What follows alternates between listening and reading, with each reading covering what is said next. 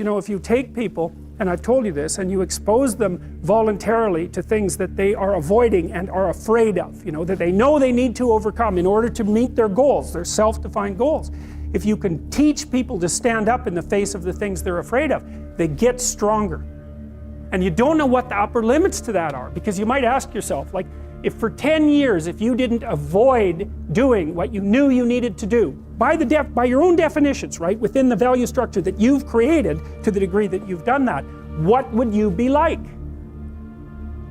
Well, you know, there are remarkable people who come into the world from time to time, and there are people who do find out over decades-long periods what they could be like if they were who they were, if they spoke their being forward. And they get stronger and stronger and stronger, and we don't know the limits to that. We do not know the limits to that.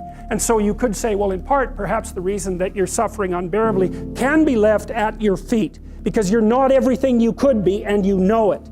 And of course, that's a terrible thing to admit, and it's a terrible thing to consider, but there's real promise in it, right? Because it means that perhaps there's another way that you could look at the world, and another way that you could act in the world, so what it would reflect back to you would be much better than what it reflects back to you now. And then the second part of that is, well, imagine that many people did that, because we've done a lot as human beings. We've done a lot of remarkable things, and I've told you already, I think before, that today, for example, about 250,000 people will be lifted out of abject poverty, and about 300,000 people attached to the electrical power grid. We're lifting people out of poverty collectively at a faster rate that's ever occurred in the history of humankind by a huge margin. And that's been going on unbelievably quickly since the year 2000. The UN had planned to have poverty between 2000 and 2015, and it was accomplished by 2013. So there's inequality developing in many places, and you hear lots of political agitation about that. But overall, the tide is lifting everyone up, and that's a great thing, and we have no idea how fast we could multiply that if people got their act together and really aimed at it. Because, you know, my experience is with people that we're probably running at about 51% of our capacity. I mean, you can think about this yourselves. I often ask undergraduates how many hours a day you waste, or how many hours a week you waste, and the classic answer is something like 4 to 6 hours a day. You know, inefficient studying, watching things on YouTube that not only do you not want to watch, that you don't even care about, that make you feel horrible about watching after you're done. That's probably 4 hours right there.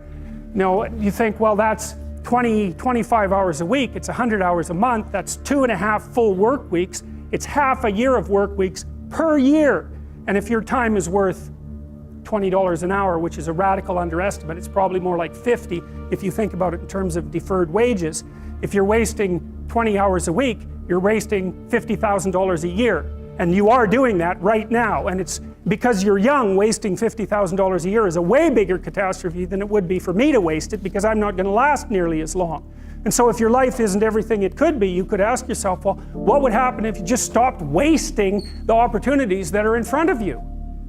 You'd be, who knows how much more efficient? 10 times more efficient, 20 times more efficient. That's the Pareto distribution. You have no idea how efficient people get. It's off the charts.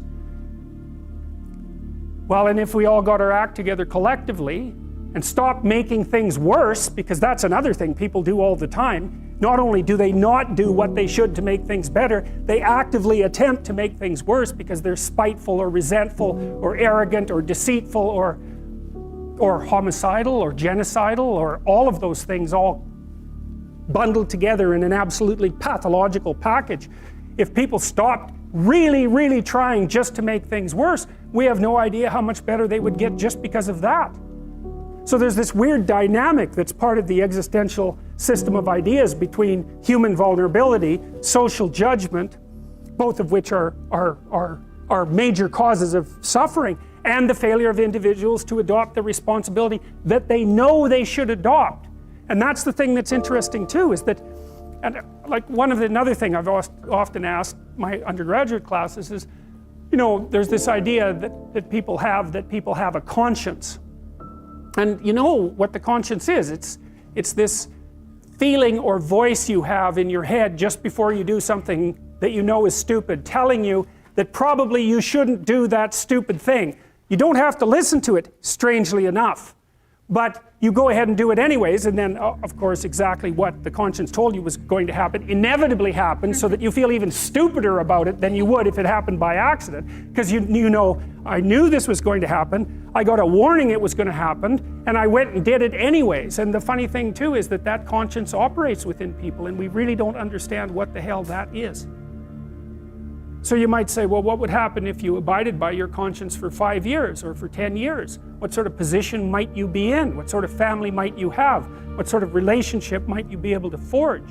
And you can be bloody sure that a relationship that's forged on the basis of who you actually are is going to be a lot stronger and more welcome than one that's forged on the basis of who you aren't. Now, of course, that means that the person you're with has to deal with the full force of you in all your ability and your catastrophe, and that's a very, very difficult thing to negotiate. But if you do negotiate it, well, at least you have something, you have somewhere solid to stand, and you have somewhere to live. You have a real life, and it's a great basis upon which to bring children into the world, for example, because you can have an actual relationship with them instead of torturing them half to death, which is what happens in a tremendously large minority of cases.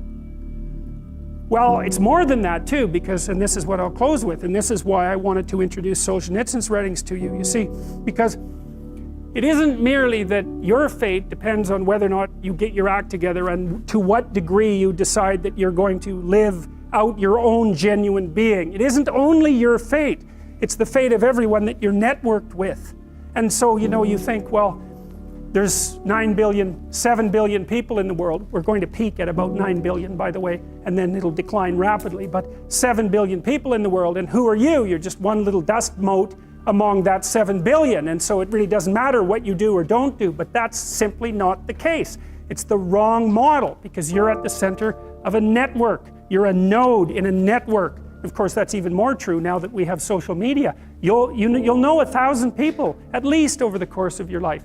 And they'll know 1,000 people each, and that puts you one person away from 1 million, and 2 persons away from 1 billion. And so that's how you're connected. And the things you do, they're like dropping a stone in a pond. The ripples move outward, and they affect things in ways that you can't fully comprehend. And it means that the things that you do and that you don't do are far more important than you think. And so if you act that way, of course, the terror of realizing that is that it actually starts to matter what you do. And you might say, well, that's better than living a meaningless existence. It's better for it to matter. But I mean, if you really asked yourself, would you be so sure if you had the choice?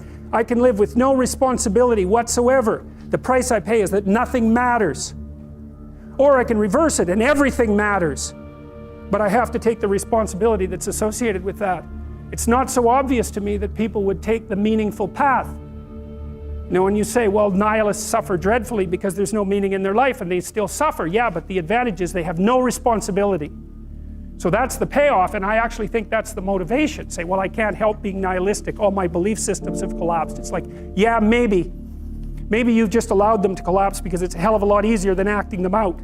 And the price you pay is some meaningless suffering, but you can always whine about that and people will feel sorry for you, and you have the option of taking the pathway of the martyr, so that's a pretty good deal, all things considered, especially when the alternative is to bear your burden properly and to live forthrightly in the world. Well, what Solzhenitsyn figured out, and so many people in the 20th century, it's not just him, even though he's the best example, is that if you live a pathological life, you pathologize your society.